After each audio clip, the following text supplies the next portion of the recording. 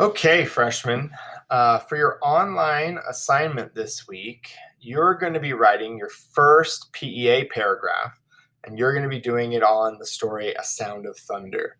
So what I would do to prepare for this is I would open up this prompt in one tab, and then down at the bottom it has a place for you to write. And I would open up your PEA cheat sheet so that you can use it. Because it tells you what you're supposed to do for point evidence analysis. You took notes on that in class. And then it has some sentence starters for both evidence and analysis. And then I would open up your copy of A Sound of Thunder because you're going to have to reference it. You're probably going to want to quote from the story. So here's the prompt, and you're going to read the prompt and kind of think to yourself about what the prompt is asking you for. You're going to have to, in your point, identify two things. So as you go through the prompt, you want to think about, okay, what are those two things that I need to identify in my point?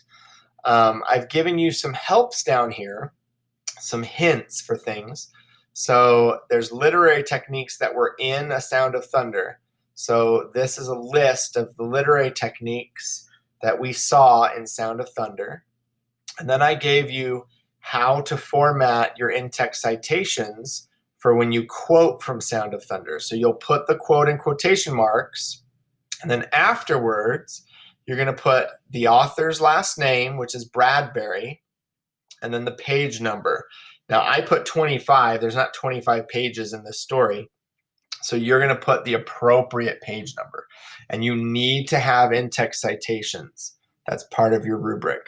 And then I gave you some steps to writing the PEA right here, just to remind you about what you should be doing.